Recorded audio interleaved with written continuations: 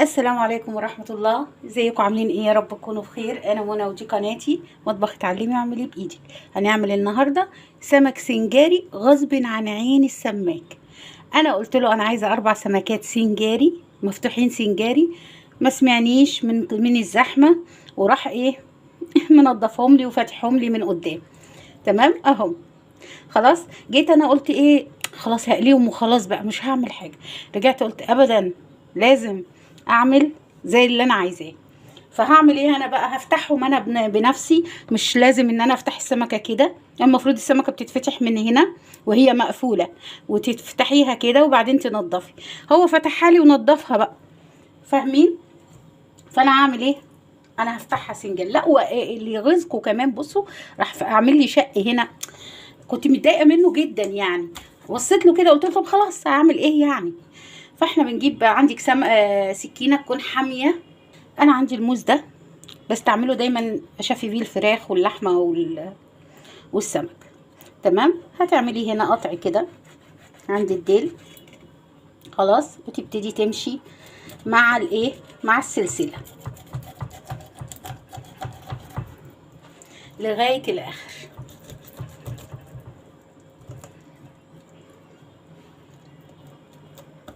طبعا انا جبتهم وتبلتهم امبارح على اساس ان انا ايه، هقليهم. لا انا مش همشي على هواي، انا عايزه اكل سنجاري.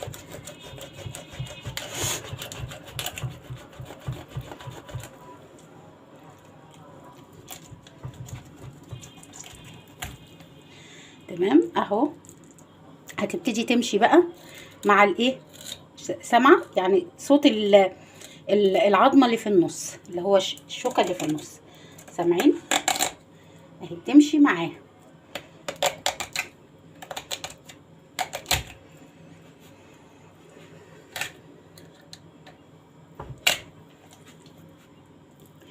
ومن هنا سلكيها طبعا.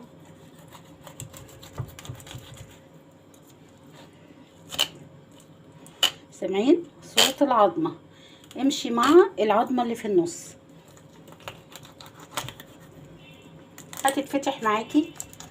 وحتى لو بتعمليها سنجاري برضو هي نفس الفكره يعني، بس الفرق ان دي كانت بتبقى مقفوله من هنا يعني. همشي كده، عايزه ابينها لكم. همشي كده،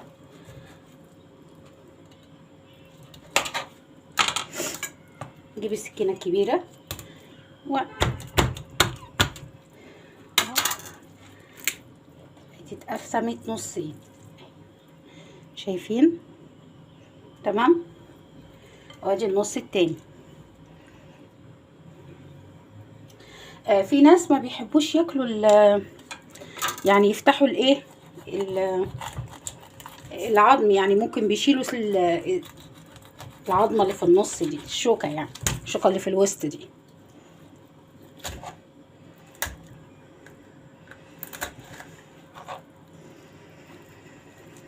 الله يسامحه والله، الله يسامحه. والله قلت له الله يسامحك والله. قال لي طب خدي غيرهم وكده، قلت له لا خلاص انا نقيتهم بقى دول يعني. بس انا ايديا فيها مشكله ما اقدرش اكسر بصراحه.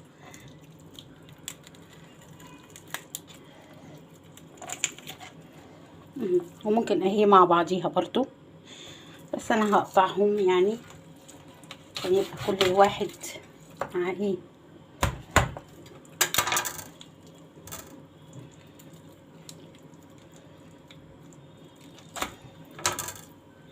طب هخلصهم بقى وارجع لكم تاني.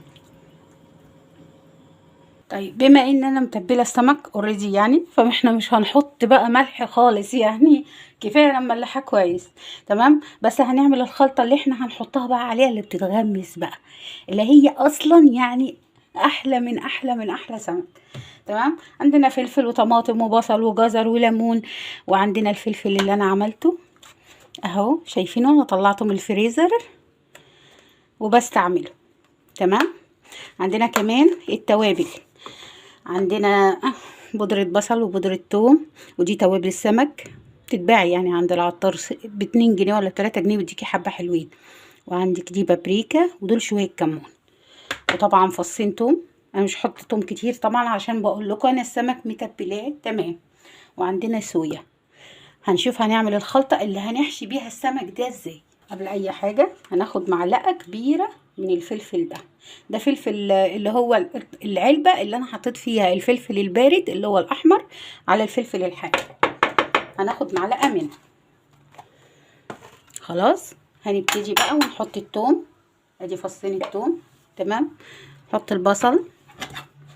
انا مش عايزاه يكون ناعم خالص، انا عايزاه فيه تكه كده لسه يعني يتغمس، واخدين بالكم.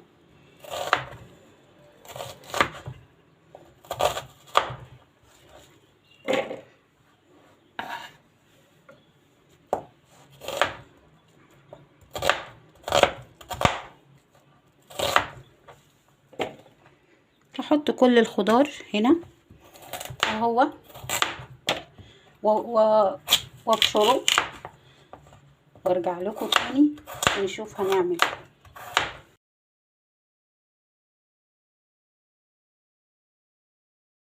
عودين كرفس اهو، ده الكرفس تمام. ودول شويه بقدونس،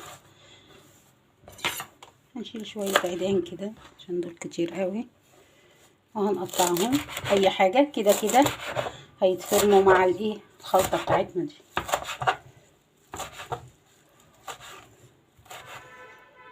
هنطحن دول بقى الاول مع بعض كده. وعندك كبه عاديه اللي بالكهرباء تقدري تستعمليها. وادي الخلطه بتاعتنا شايفين اهو. نحطهم هنا.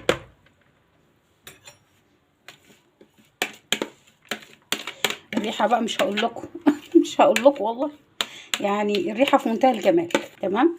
ادي الخلطه بتاعتنا اهي. هعمل برضو القوطه نفسها هنا علشان مش عايزاها تطلع لي ناعمه زي مضروبه في الخلاط هنطبخ بيها، لا انا عايزاها برضو تبقى حتت زي كده. هنقطع القوطه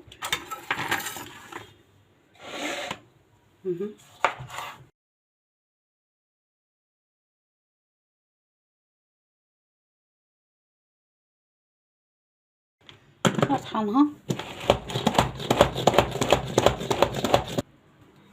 شايفين مش ايه، مش مهروسه، يعني انا عايزاها كده متقطعه كانها فتافيت تمام.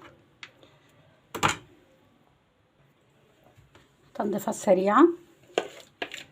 بعدين هناخد الطماطم اللي هي مش متقطعه ومش مضروبه في الخلاط بالمنظر اللي انتوا شايفينه ده.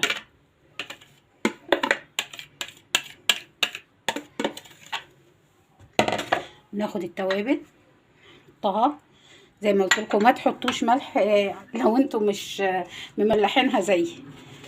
هحط صويا معلقه صغننه تدي طعم ولون حلو جدا. ليمون طبعا، ليمون حطي بقى ليمون قد ما انت عايزه.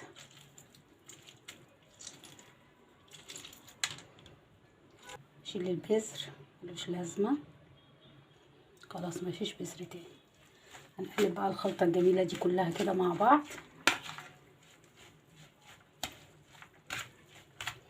يعني والله الخلطه دي كفايه.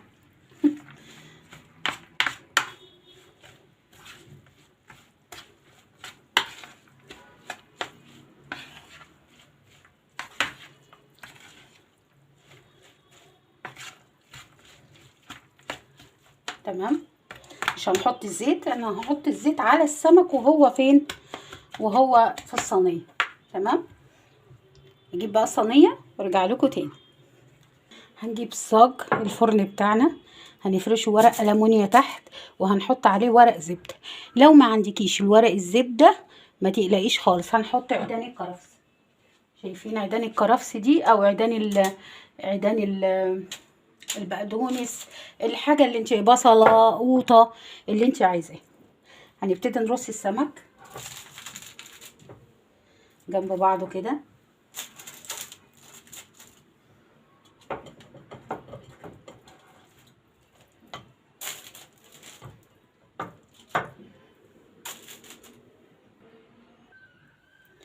انا عدلت الكاميرا عشان اعرف بس اقف. وهنحط بقى السمك كده جنب بعضه اهو.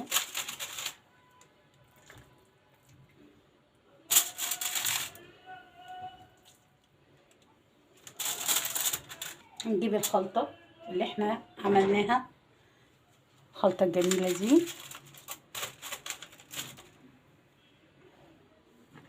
وهنبتدي نحط فوق السمكات.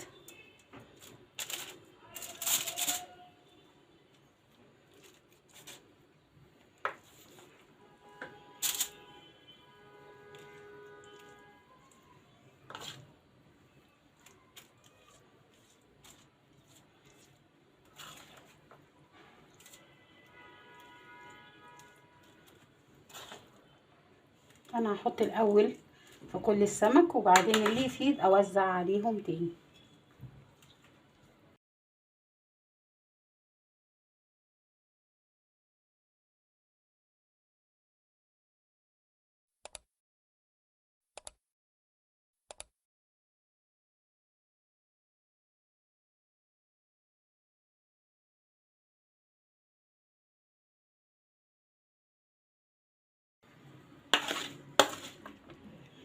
الخلطة دي يعني مش هقول لكم قد ايه جميلة والله. جربوه بطريقتي دي هيعجبكم جدا جدا. ما تنسونيش من دعوة حلوة لو عجبكم الفيديو، وما تنسوش تعملوا سبسكرايب وتفعلوا الجرس وتعملوا شير لو عجبكم فيديوهاتي. هنجيب زيت بقى ونحط على كل سمكة، يعني بنرش كده، تحطي ايه زي معلقة فوق السمكة. والله الاكلة دي احلى من القلية بكتير، وبتأكل واوفر كمان. يعني ممكن تأكل عيلة من اكتر من، يعني لو كل واحد خد نص كده هيبقى كويس يعني.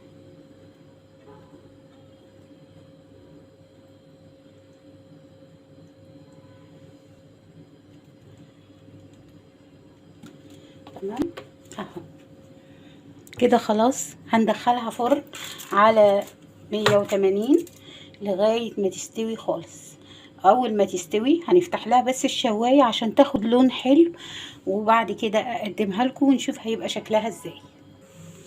لو وصلتوا معايا لغاية هنا متنسوش تعملوا لي سبسكرايب وتفعلوا الجرس وتعملوا شير. انا منى ودي قناتي مطبخ اتعلموا اعملي بايدك. شايفين القمر خرج من الفرن زي القمر والله، والريحه بقى ايه مش هقول لكم. شايفين؟ رايكم؟ متنسوش تجربوه، لازم تجربوا الطريقه دي. اول مره تخشوا قناتي متنسوش تعملوا لي سبسكرايب وتفعلوا الجرس وتعملوا شير. انا منى ودي قناتي مطبخ اتعلمي واعملي بايدك. نغرفه بقى ونشوف المنظر هيكون ازاي. بألف هنا وشفا لينا، وألف هنا وشفا للناس اللي هتجربه. لو اول مره تخشوا قناتي ما تنسوش تعملوا لي سبسكرايب وتفعلوا الجرس عشان يوصل لكم كل وصفاتي. ما تنسونيش بقى من صالح دعاكم. مع الف سلامه وشكرا على المشاهده.